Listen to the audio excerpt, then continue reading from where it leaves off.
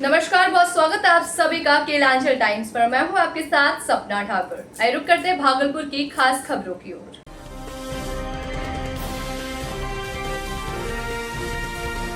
Kelanchal Times, हर खबर पर हमारी नजर। तिलका मांझी भागलपुर विश्वविद्यालय के मारवाड़ी कॉलेज में राष्ट्रीय सेवा योजना की 75वीं वर्षगांठ के शुभ अवसर पर एक विशेष सेमिनार का आयोजन किया गया। कार्यक्रम का शुभारंभ रजिस्ट्रार डॉक्टर रामाशीष पूर्वे संयुक्त रूप से दीप प्रज्वलित कर और बुके देकर उन्होंने किया।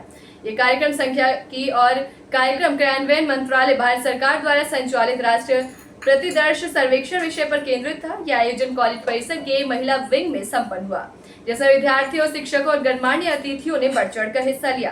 कार्यक्रम का उद्देश्य नागरिकों को सर्वेक्षण की प्रक्रिया, उसकी उपयोगिता और देश की विकास यात्रा में इसकी भूमिका को लेकर जागरूक करना था। कॉलेज के dean student welfare doctor Vijendra Kumar ने बताया कि ये कार्यक्रम मुख्य रूप से डाटा कलेक्शन के महत्व को समझाने और आमजन को ईमानदारी पूर्वक उत्तर देने के लिए प्रेरित करने के उद्देश्य से आयोजित किया गया था।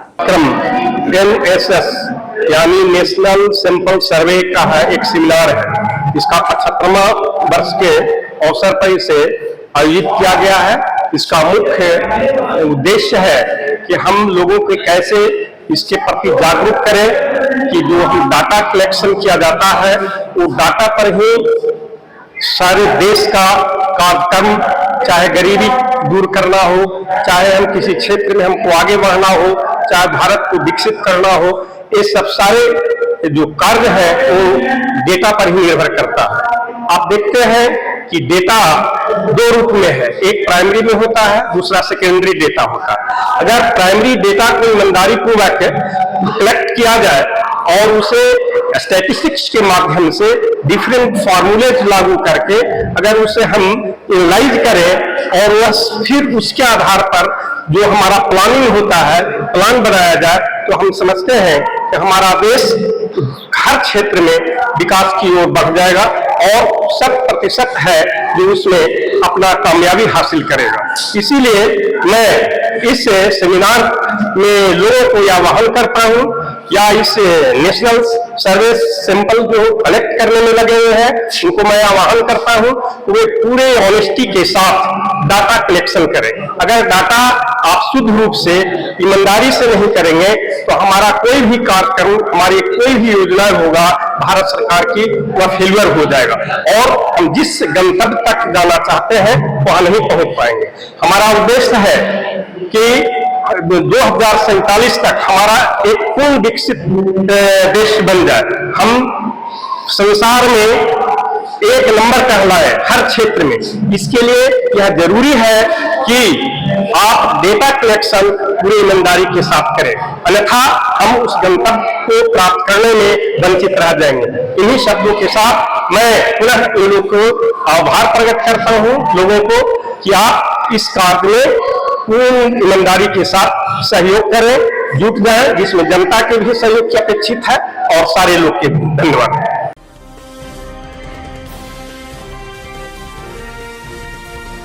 केलांचल टाइम्स, हर खबर पर हमारी नजर। राष्ट्रीय मानवाधिकार एवं RTI जागरूकता संगठन भारत के पूर्णिया जिले से चलकर प्रदेश पदाधिकारियों का जत्था स्मार्ट सिटी पहुंचा। स्वास्थ्य प्रकोष्ठ के जिला उपाध्यक्ष मनोज मंडल के कार्यालय में आयोजित हुई गेट टुगेदर कार्यक्रम आगामी कार्य योजना पर विशेष चर्चा हुई। इसमें जनसंपर्क प्रकोष्ठ के धीरज कुमार, प्रशासनिक प्रकोष्ठ के उपाध्यक्ष चंद्रदीप कुमार पोदार चौधरी ने इस कार्यक्रम में शिरकत की। इस मौके पर मीडिया प्रकोष्ठ प्रदेश अध्यक्ष विभूति सिंह, खेल प्रकोष्ठ प्रदेश महासचिव सुबोध कुमार भारती, RTI प्रकोष्ठ जिला अध्यक्ष संजीव कुमार, नवीन कुमार सिंह, मुख्य कार्यकारिणी प्रदेश सचिव सुंदरलाल हजारी समेत कई लोग मौजूद रहे। तो वहीं मीडिया प्रकोष्ठ प्रदेश अध्यक्ष विभूति सिंह ने बताया कि ये गेट टुगेदर कार्यक्रम बिहार के प्रत्येक जिले में आयोजित की जाएगी और सभी मिलजुल कर संगठन हित में कार्य करेंगे। कल लीडर नहीं है तो जनता को हम संदेश देंगे। हमारी संगठन कोई पार्टी नहीं है, ना तो कोई पार्टी का झंडा है।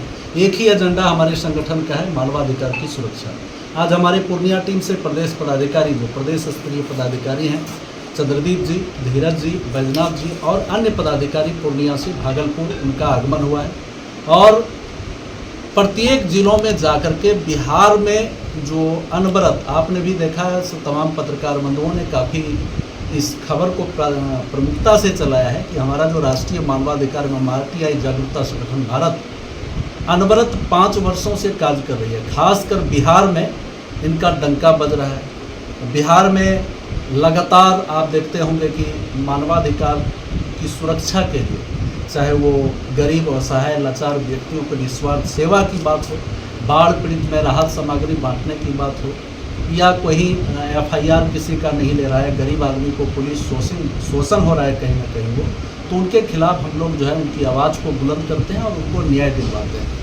हाल फिलहाल में अभी पूर्णिया में भी एक घटना हुई है, इसको लेकर पूर्णिया टीम जो है लगातार उसमें प्रयासरत है।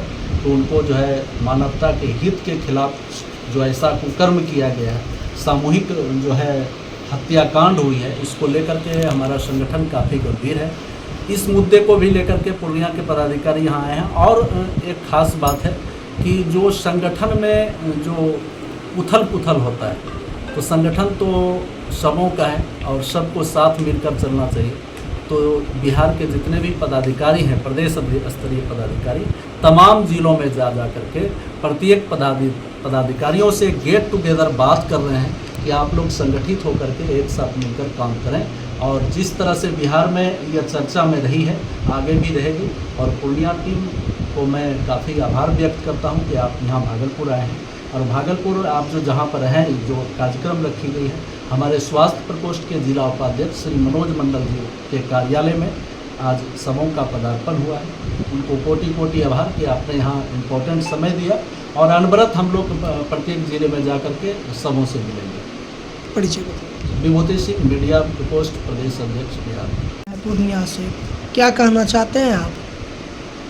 हम लोग अभी पूर्णिया से चलकर भागलपुर कार्यकर्ताओं के बीच में आए हैं, जो कि मानवाधिकार का जो आरटीआई जागरूकता संगठन का जो यहाँ पे टीम था, हम लोगों ने सबसे मिला और संगठन के बारे में जो विस्तार होना है अब नए तरीके से, उन पर हम लोगों ने पूरी तरह से सभी से विचार किया। क्योंकि संगठन पहले हम लोग जैसे बेगूसराय है, समस्तीपुर है, खगड़िया है, भागलपुर है, शहर में है, लेकिन अब जो है हम लोगों का संगठन जो हम चाह रहे हैं कि सभी कार्यकर्ताओं को लेकर, हम अपने कार्यकर्ताओं को लेकर हमारा संगठन जो है पंचायत के उस सुदूरवर्ती क्षेत्र में जाए जहां बेसहारा लोग हैं, उनको न्याय नहीं मिल पाता है और न्याय के लिए वो दर दर भटकते हैं। इसमें हमारा जो है राष्ट्रीय मानवाधिकार जो है और आरटीआई जागरूकता संगठन जो है एक उसके बीच में कड़ी स्थापित करेगी और हम नीचे तक काम करने की योजना बना रहे हैं और आगे दिन में ये संगठन का और भी विस्तार होना है। इसी के लिए हम लोगों ने जो है अपना जनसंपर्क अभियान भी बनाया हुआ है। अभी भागलपुर आए हुए हैं, बेगूसराय जाना है, खगड़िया जाना है, सहरसा जाना है, मधेपुरा जाना है। सभी जिलों के पदाधिकारी से जो है मोटा मोटी बात करना है और नए तरीके से संगठन के विस्तार के बारे में हम लोगों को सोचना पड़ेगा और अच्छा तरीक़ा से हम लोग सभी बिहार में काम करें। इसी के लिए हम लोग आज जो है भागलपुर आए। परिचय। मेरा नाम हुआ चंद्रदीप कुमार पोद्दार, पूर्णिया प्रशासनिक प्रकोष्ठ प्रदेश उपाध्यक्ष बिहार।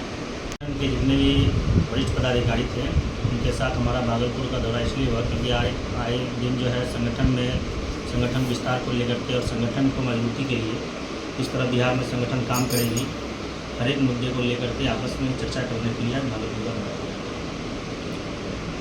और आगे क्या मतलब इसमें है? आगे राष्ट्रीय मानवाधिकार के तहत जो भी उद्देश्य है, उनके हर एक चीज़ को लेकर के जागरूकता फैलाने के लिए, ठीक है, संबंध में आज भागलपुर के जितने भी पदाधिकारी थे, उन सबसे आपसी वार्तालाप किया गया कि संगठन को कैसे आगे बढ़ाया जाए और कैसे संगठन किस तरह जो है पूरे बिहार में काम करेगी मानव के अधिकार। परिचय बता दीजिए। धीरज कुमार, प्रदेश अध्यक्ष बिहार जनसंपर्क प्रकोष्ठ राष्ट्रीय मानवाधिकार एवं आरटीआई जागरूकता संगठन।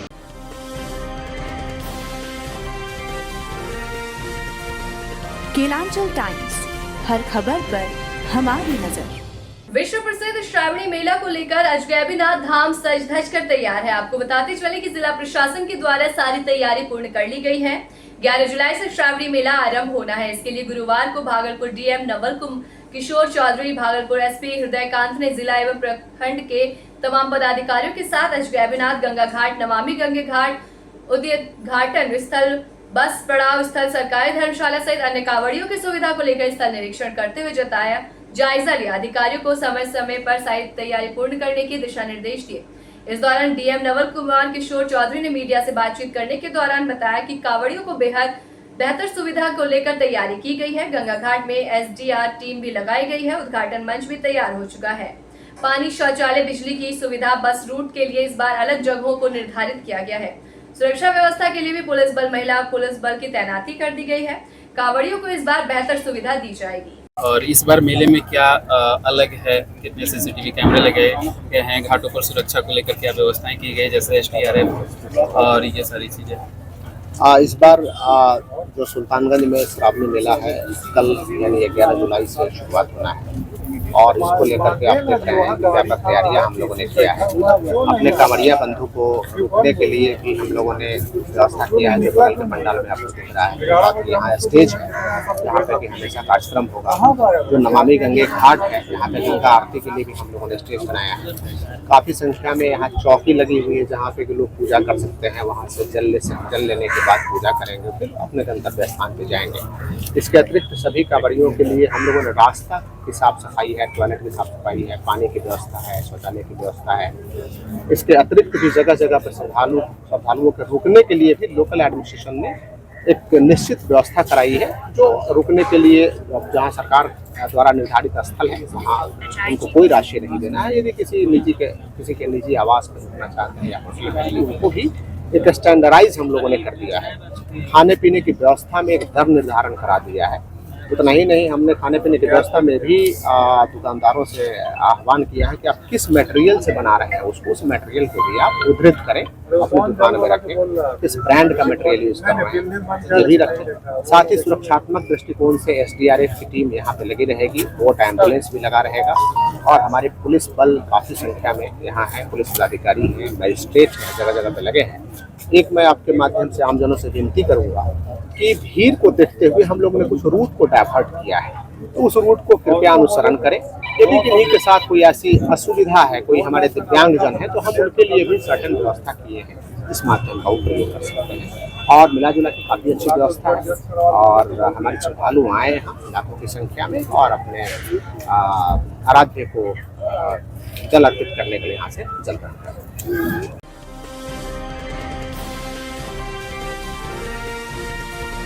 केलांचल टाइम्स, हर खबर पर हमारी नजर। भागलपुर कटिहार के सिख माइनॉरिटी मेडिकल कॉलेज को लेकर बड़ा राजनीतिक विवाद सामने आया। जनस्वराज पार्टी ने भाजपा के प्रदेश अध्यक्ष दिलीप जायसवाल पर इस मेडिकल कॉलेज पर लंबे समय से अवैध कब्जे का आरोप लगाया है। जनस्वराज पार्टी के संस्थापक प्रशांत किशोर के निर्देश पर भागलपुर में पार्टी प्रवक्ता बाबुल विवेक ने प्रेस वार्ता कर इस पूरे प्रकरण का खुलासा किया। उन्होंने बताया कि इस कॉलेज में मेडिकल की पढ़ाई होती है, लेकिन इसे एक राजनीतिक साजिश के तहत वर्षों से दबोच कर रखा गया है। बाबुल विवेक ने कहा कि ये कब्जा उस समय से है जब बिहार की मुख्यमंत्री राबड़ी देवी थी। उन्होंने मुख्यमंत्री नीतीश कुमार पर तंज कसते हुए कहा कि जब वो सुशासन की बात करते हैं तो ये किस तरह का सुशासन है जहां शिक्षा संस्थान पर ही कब्जा कर लिया गया। उन्होंने ये भी दावा किया कि इस मामले की जांच के लिए कटिहार के तत्कालीन एसपी को जिम्मेदारी दी गई थी, लेकिन जब एसपी की पत्नी को इस कॉलेज से मेडिकल डिग्री दे दी गई तो निष्पक्ष जांच की उम्मीद कैसे की जा सकती है। जनस्वराज पार्टी ने मांग की है कि इस पूरे मामले की उच्च स्तरीय जांच करवाई जाए और दोषियों के खिलाफ सख्त कार्रवाई हो। आज की ये महत्वपूर्ण प्रेस वार्ता जनस्वराज पार्टी के द्वारा आयोजित की गई है। जैसा कि हम सभी जानते हैं कि भारतीय जनता पार्टी के प्रदेश अध्यक्ष दिलीप जायसवाल के ऊपर हाल के दिनों में प्रशांत जी ने पूरे साक्ष्यों के साथ प्रेस कॉन्फ्रेंस करके जो उनके ऊपर आरोप थे उनका प्रमाण जो है पूरे बिहार के समक्ष रखा कि किस प्रकार भारतीय जनता पार्टी के प्रदेश अध्यक्ष दिलीप जायसवाल ने अवैध तरीके से किशनगंज के माता गुजरी मेडिकल कॉलेज एमजीएम कॉलेज पर अवैध कब्जा जमा के रखा हुआ है। सवाल यह है कि वो उस कॉलेज की स्थापना सरदार करतार सिंह के द्वारा की गई थी। सरदार करतार सिंह जो आजीवन क्षमा करेंगे सरदार गोलेश्वर सिंह के द्वारा की गई थी। उसके दो पुत्र थे, सरदार करतार सिंह और गुरदयाल सिंह। सरदार करतार सिंह आजीवन ट्रस्टी उस मेडिकल कॉलेज के थे। दिलीप जायसवाल जो उस कॉलेज में क्लर्क हुआ करते थे, उन्होंने सरदार मोलेश्वर सिंह के पुत्र करतार सिंह के माध्यम से सबसे पहले तो गुरदयाल सिंह को उससे बाहर कर दिया, मेडिकल कॉलेज के ट्रस्टी से हटा दिया। बाद में गुरदयाल सिंह के ऊपर भी दबाव बनाकर उनके ऊपर झूठा मुकदमा करके उनको जेल भिजवा दिया गया और इस प्रकार से उनको प्रताड़ित किया गया कि उनको परिवार समेत बिहार छोड़कर भागने के लिए मजबूर होना पड़ा। जबकि वो सिख माइनॉरिटी का दर्जा उस मेडिकल कॉलेज को प्राप्त है, वहां पर 2/3 जो सदस्य हैं ट्रस्टी वो अल्पसंख्यक होने चाहिए, ऐसा वहां के बायलॉज में लिखा हुआ है। उस बायलॉज का खुलेआम उल्लंघन किया गया। आज के तारीख में वहां पे जो ट्रस्टी हैं वो दिलीप जायसवाल हैं, दिलीप जायसवाल के बेटे हैं, दिलीप जायसवाल की बहू है। इन्होंने अवैध तरीके से अपने परिवार के लोगों को ट्रस्टी में घुसा के और पूरे के पूरे मेडिकल कॉलेज पर कब्जा कर लिया। ये बहुत संगीन विषय है क्योंकि ये जो घटना है ये पिछले 25 साल से उन्होंने अवैध कब्जा करके रखा हुआ है। इन 25 सालों में जब उन्होंने कब्जा किया था तो यहाँ पर बिहार में राजद की सरकार थी, राबड़ी देवी यहाँ की मुख्यमंत्री हुआ करती थी। की मृत्यु संदिग्ध स्थिति में हुई। उनके बहन ने स्पष्ट रूप से दिलीप जायसवाल पे आरोप लगाया था और उसी की जांच, आप लोगों ने पूछा ना कि कोई आवेदन और कोई कंप्लेंट, उन पे केस भी दर्ज किया गया। उस केस में जैसा हमारे प्रवक्ता बाबुल विवेक जी बता रहे हैं कि वहाँ के तत्कालीन एसपी ने उसका सुपरविजन किया था और बाद में ये पता चला कि उस एसपी साहब की पत्नी भी वहां से MBBS निकली। दुख की बात है, भाजपा चाल चरित्र की बात करता है, हमारे बिहार का बात करता है वो, लेकिन भाजपा के प्रदेश अध्यक्ष, हमारे विपक्ष के नेत्री, जो मजबूत नेत्री हैं श्रीमती राबड़ी देवी, उनके मुबेले भाई हैं। जो किस तरह का खेल और किस तरह की जंगल राज की बातें हो रही है बिहार में, ये जनता देख।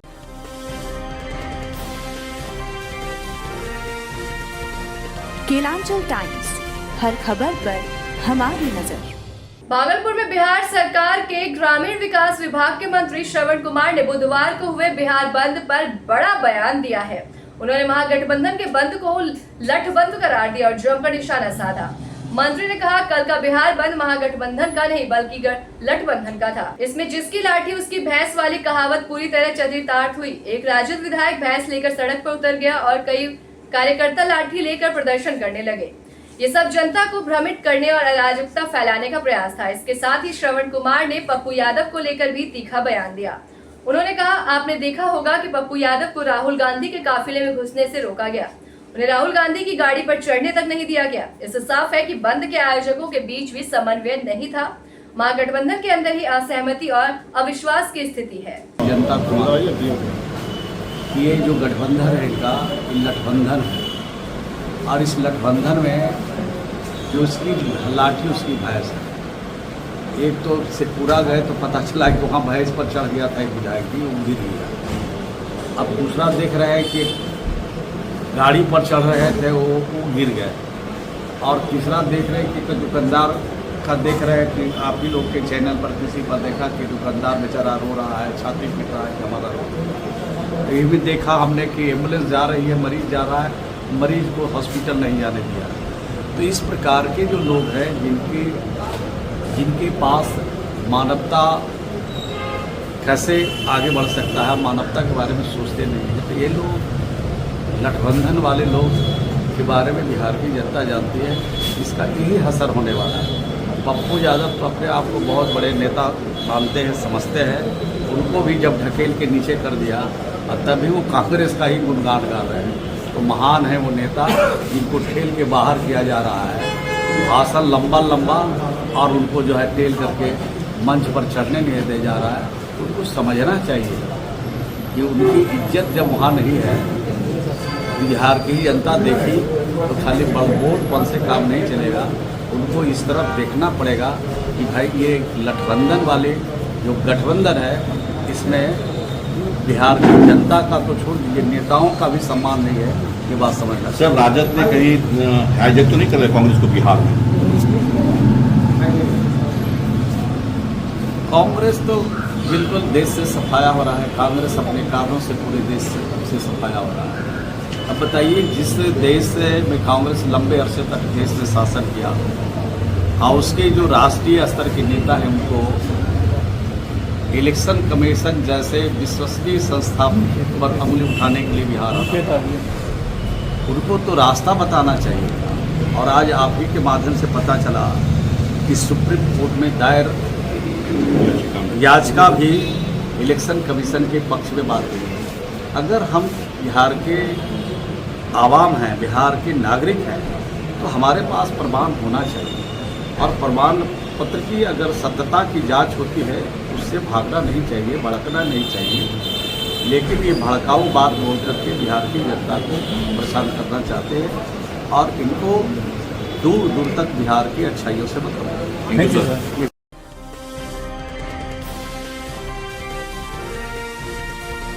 केलांचल टाइम्स, हर खबर पर हमारी नजर।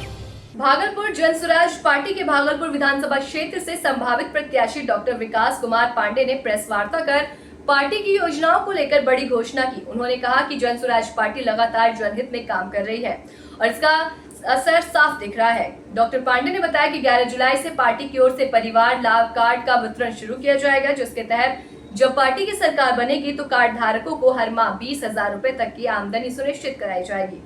उन्होंने कहा, ये जनसुराज पार्टी की गारंटी है। हमारा उद्देश्य है कि हर परिवार को आर्थिक रूप से सक्षम बनाया जाए। ये योजना समाज के हर वर्ग के लिए है और इसका लाभ हर जरूरतमंद तक पहुंचेगा। डॉक्टर पांडे ने यह भी कहा कि लगातार पार्टी के कार्यकर्ता लगातार क्षेत्र में काम कर रहे हैं और जनता का भरोसा जनसुराज पार्टी के साथ जुड़ा है। जनसुराज पार्टी की अभियान अभी तेज है। हम लोग बहुत मेहनत कर रहे हैं। जनसुराज पार्टी मजबूत स्थिति में आ रही है और पिछले कुछ दिनों से मैं ये महसूस कर रहा हूं कि लोगों का विश्वास भी जनसुराज पार्टी के साथ मजबूत हुआ है। इसी विश्वास के दौर में जनसुराज पार्टी के तरफ से एक परिवार लाभ कार्ड, नोट करिएगा, परिवार लाभ कार्ड हम लोगों को देने जा रहे हैं। उस परिवार लाभ कार्ड में हर एक परिवार को प्रति माह 20,000 रुपया कमाने का, 20,000 रुपया आय का एक स्रोत दिया गया है कि किस तरह से आपके परिवार को कम से कम जनसुराज की सरकार आने पर 20,000 रुपया प्रति माह आप पा सकते हैं। इसके लिए ये कार्ड है, जिसका ये कार्ड कल 11 तारीख से इस कार्ड का वितरण होगा और मैं जनता से आह्वान करता हूं कि लोग आकर के इसमें जुड़ें और इस कार्ड को प्राप्त करें ताकि वो जनसुराज की इस गारंटी का लाभ उठाएं। जनसुराज अगर आएगी तो 20,000 कम से कम कमाने की आपको गारंटी दी जा रही है। इसके लिए हम लोग बजाते आपको एक कार्ड दे रहे हैं जो कि आपके इस प्रशांत जी की घोषणा की गारंटी है। माहौल में लुभावन की बात नहीं है। हम इस बात की घोषणा कर रहे हैं कि जब जनसुराज की सरकार आएगी तो लगभग लोगों को 12,000 तक की नौकरी मिलेगी, रोजगार 12,000 रुपये तक की रोजगार मिलेगी। वृद्धों को 2,000 रुपया पेंशन दिया जाएगा। जो हमारे बच्चे अच्छे स्कूल में पढ़ेंगे, कम से कम 1,000 रुपया उनको पढ़ने में खर्च है। अच्छी तरीके का कृषि, जो खाने वाली खेती से कमाने वाली खेती में जो परिवर्तन होगा और महिलाएं जो अपना स्वरोजगार करेंगी, स्वरोजगार करने के लिए उनको जो ऋण चाहिए वो कम दरों पर मिलेगा। इन पांचों चीजों को मिला करके जनता को प्रतिमाह 20,000 का लाभ होने जा रहा है। ये चुनावी स्टंट नहीं है, ये हमारा घोषणा पत्र है। और अगर सरकार आने के बाद अगर ये नहीं होता है तो जनता हमसे बिल्कुल सवाल पूछ सकती है कि आपने ऐसा घोषणा किया था, ऐसा क्यों नहीं।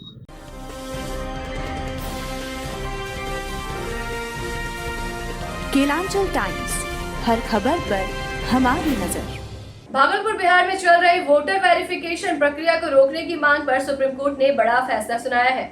अदालत ने फिलहाल इस प्रक्रिया पर रोक लगाने से इनकार कर दिया है, जिससे एसआईआर की प्रक्रिया अब जारी रहेगी। सुप्रीम कोर्ट ने साफ किया है कि मतदाता सत्यापन के लिए आधार कार्ड, मतदाता पहचान पत्र और राशन कार्ड को वैध पहचान दस्तावेज माना जाना चाहिए। हालांकि चुनाव आयोग के विवेक पर निर्भर करेगा कि वो किन दस्तावेजों को स्वीकार करता है। कोर्ट ने यह भी निर्देश दिया कि यदि इन दस्तावेजों को बाहर रखा जाता है तो चुनाव आयोग को न्याय के हित में इसका स्पष्ट कारण दर्ज करना होगा। कोर्ट ने यह भी कहा कि 11 पहचान दस्तावेजों की जो सूची दी गई है वो अंतिम नहीं मानी जा सकती है और आधार कानून के तहत अन्य दस्तावेज भी मान्य है। मामले की अगली सुनवाई 28 जुलाई को होगी। इस मुद्दे पर भागलपुर के कांग्रेस विधायक अजीत शर्मा ने चुनाव आयोग पर गंभीर आरोप लगाए हैं। उन्होंने कहा, अगर चुनाव आयोग को ये प्रक्रिया करनी थी तो वो लोकसभा चुनाव से पहले करता। अब ये आम जनता के वोट को बर्बाद करने की साजिश लगती है। चुनाव आयोग जनता के साथ अन्याय कर रही है। बिहार वोटर लिस्ट सत्यापन मामले में सुप्रीम कोर्ट में महागठबंधन ने दाखिल किया, खारिज किया। लेकिन सुप्रीम कोर्ट ने यह भी कहा है फैसले में, जो आधार कार्ड नहीं लिया जा रहा है, वोटर आईडी कार्ड नहीं, राशन कार्ड नहीं, जो गरीब लोगों के पास जो उसको नहीं कर रहे, पहले तो होता था। तो सुप्रीम कोर्ट ने कोई फैसला नहीं लिया, लेकिन इन्होंने कहा कि 28 जुलाई तक हम इसका समय दिया है। और ये जो वोटर आईडी कार्ड का सत्यापन का तारीख 27 जुलाई तक निर्धारित किया है। मेरा भी मानना है कि आप 1 महीने में टोटल बिहार का आप सत्यापन नहीं कर सकते, बहुत कम समय है। मैं भी आग्रह करूंगा आपके माध्यम से चुनाव आयोग को कि आपको अगर करना ही था तो लोकसभा चुनाव के पहले आप क्या करते, आपने उस समय किया नहीं। और इस हड़बड़ाहट में 1 महीने में होगा नहीं। फिर ऑलरेडी सुप्रीम कोर्ट ये कहते हैं जस्टिस साहब कि उनके पास भी ये सब चीजें नहीं है जो आप 11 मांग रहे हैं, उनके जजमेंट में है। तो सवाल है कि क्यों आधार कार्ड जब पहले बेसिक था, राशन कार्ड है लोगों का, गरीबों का, उसको आप क्यों नहीं कर रहे हैं? इस पर सुप्रीम कोर्ट को बोलना चाहिए था कि लेने के लिए, लेकिन उन्होंने समय दिया है। इसलिए अब तो इतनी जल्दी 27 तक खत्म भी करो और 28 को फिर से जजमेंट होगा। तो मेरा लगता है कि ये बिल्कुल अन्याय है जनता के साथ। ये साजिश है जनता के वोट को काटने का। इसका हम भी विरोध करते हैं और हम लोग पूरे महागठबंधन ने, कांग्रेस, राजद, सीपीआई, माले सीपीआई, कल भी बिहार में हम लोग ने आंदोलन किया है, चक्का जाम किया है सब जगह पूरे जिला में। मैं आग्रह करता हूं चुनाव आयोग से, इस पर आप संज्ञान लीजिए और आधार कार्ड, राशन कार्ड भी मान्य हो। गरीबों को वही है। आप जो मांग रहे हैं, बहुत लगे पढ़े ही नहीं, एक क्लास भी नहीं पढ़े। तो आप किसी को वोटर आईडी कार्ड नहीं बनने से रोकिए मत, सत्यापन सही ढंग से कीजिए। और मैं आग्रह करूंगा आपके माध्यम से चुनाव आयोग से और आपके जो भी है सुप्रीम कोर्ट से भी, फैसला जनता के हित में लीजिए और जल्द लीजिए।